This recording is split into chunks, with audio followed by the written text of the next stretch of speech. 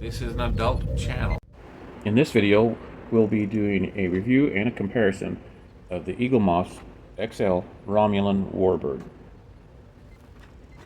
We'll be taking a look at it, and then we'll be comparing it to a couple of other Romulan Warbirds that have been offered over the years. That's what it looks like in the box. Okay. So usually Eaglemoss does pretty good on their paint jobs. Right away I'm noticing some sort of, it looks like weathering. It looks like weathering. It doesn't look like Aztecing.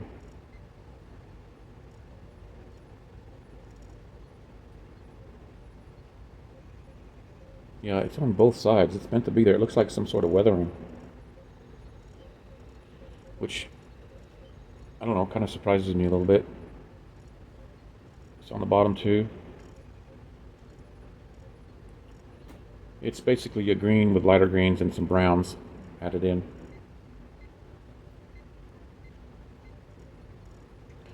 This part is not translucent. And inside there, it looks like that's painted also in it. It's not translucent. In fact, there's a little black smudge on there, on this one. And we see the bird's head. All those little white, actually they're kind of yellow. They're supposed to be windows.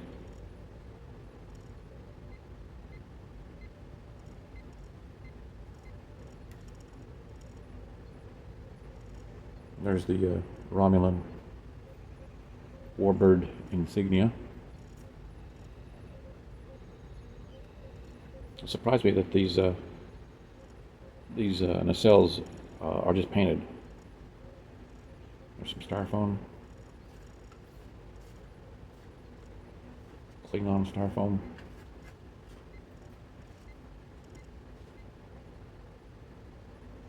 Here we have some more weathering. It looks like weathering. This is new, right out of the box.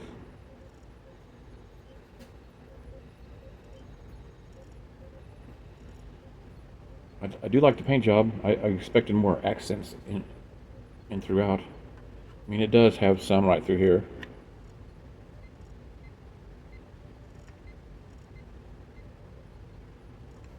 Look at the back. See the seam right there where they put the two halves together. Some more windows. This thing is big. It's bigger than the Enterprise D. Of course, these are raised panel lines. To simulate a bird wings. Same thing on the bottom. When I first saw this design, I always thought it was odd.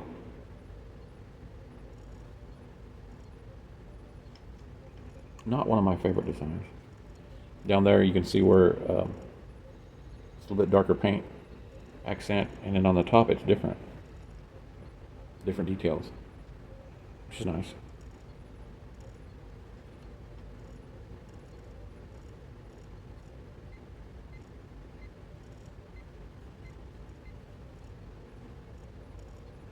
So these are the 1/2500 scale model kits.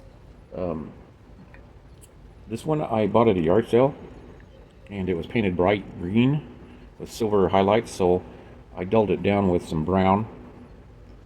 And as you could see with this Eaglemoss, it's basically shades of green and brown. But it was a bright green.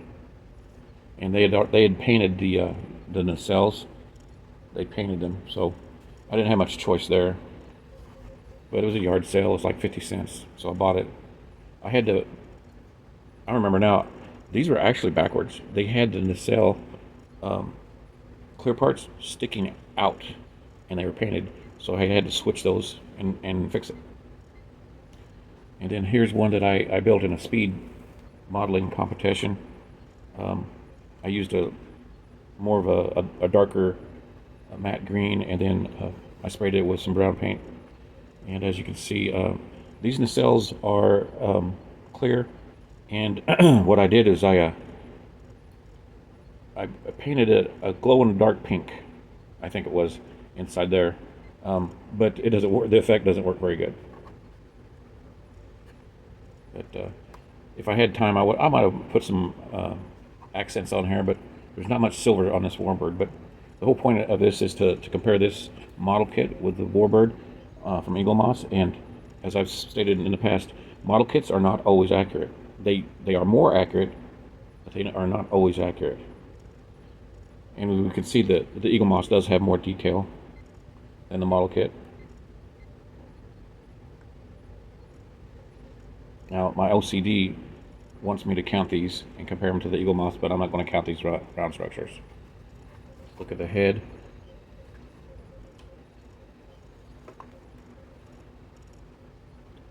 Of course, the Eaglemoss has a lot more detail. And the model kit has some pretty good detail, but the windows were, meant to be painted on or even decaled on.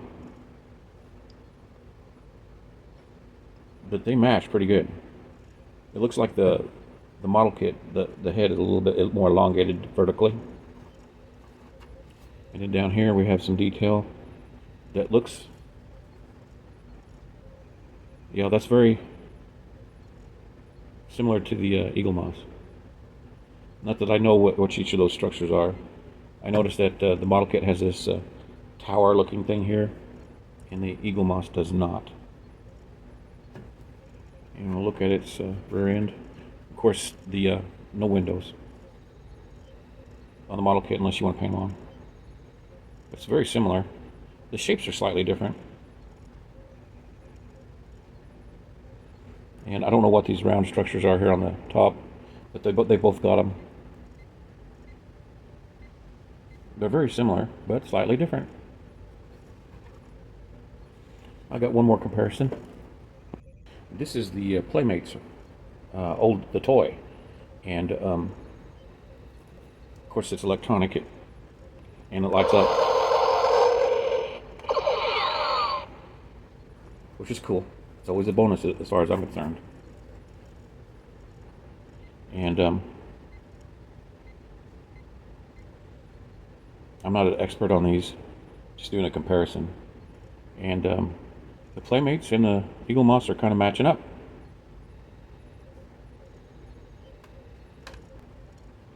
Of course, the Playmates has this bulge right there, but so does the Eaglemoss. So let's look at the head or the beak, and you can see my decals coming off. I'm sure somebody makes aftermarket decals, but these, it needs the windows. It's got raised panel lines too. But the Playmates is not doing too bad.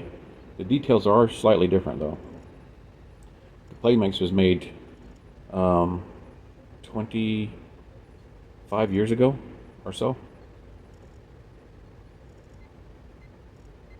It's not too bad, not too bad.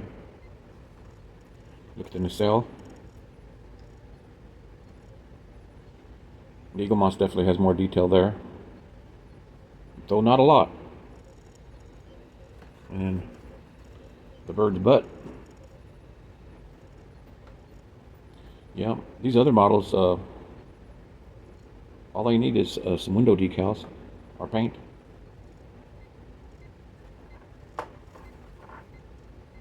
And inside there, the Playmates is surprisingly detailed and kind of dusty.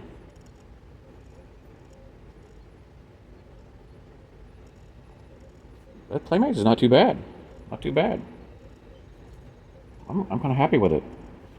And the Playmates, let's see, let's talk about scale. So this Warbird is 1/2927. It's almost 1/3000 scale. 1/3000. Okay, and here's what I came up with. The Eaglemoss is 1/4821, almost 1/5000 scale. The Playmates is 1/2927, almost 1/3000. In the model, it's 1/3000. It's supposed to be 1/2500, but it's 1/3000. According to my information, from the internet that the Warbird is 3,415 feet long. So you measure the model in inches and divide it into the inches of the Warbird, which is 41,000 inches. Now also here, I almost forgot, I have the Hallmark. And it's connected to a light string. But I thought we could take a look at it too. It's got the Warbird decal on there, and it's just green. There's no highlights. And of course, it does have the light up nacelles,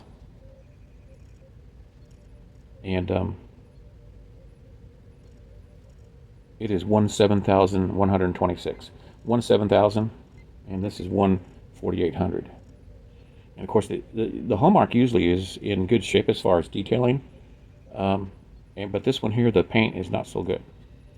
But when you look at the inside, it's pretty close. It's pretty close. Now, their hump here is a little bit squared off. But of course, the Hallmark are smaller, but they've been scoring high as far as accuracy and detail. I can't bring that any farther because of the light string. But the shape of the beak is considerably different than the Eaglemoss. This one's a thinner beak.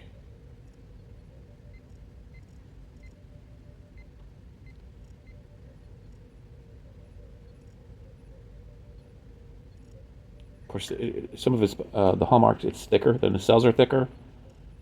This lower support is thicker. And a Hallmark just does not have the paint apps going on with this one. So it's a little bit of a chunkier Warbird. And it's stubbier too. The Eaglemoss looks like it's longer and more streamlined. So the Hallmark's been scoring high except for this one. I mean, it does have lights, which is awesome. It's one of these older models though. It's an older Hallmark. So Hallmark does not win over Eaglemoss that time. I don't have the smaller Eaglemoss anymore because I got rid of it. Mainly because I have the Playmates, which is awesome. The detailing's not too bad. It's old, easy to get, and it's 1/3000 scale. Doesn't go into scale with a whole lot of things as far as model kits or anything.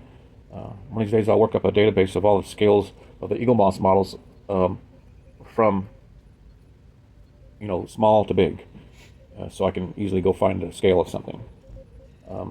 And Colin Mary's, he was wrong on the XL Katinga, so I'm double checking now. But as far as a winner, Eaglemoss wins on the paint and the detailing, as far as I'm concerned. It's an XL version, but it's not really that big, honestly. I don't think it's XL. It's more mid-sized, honestly. But it is what it is. And the Playmates is pretty awesome. So if I were to rank these, Eaglemoss comes in first with detailing and painting. Playmates is not far behind. All it needs is some decals, really. And then the model kit is next because its detailing is actually softer than the Playmates. And then of course the Hallmark, it gets a plus for having lights, and of course the Playmates gets a bonus for lights and sounds. So if I had to choose between these four of which one to keep, it'd be the Playmates.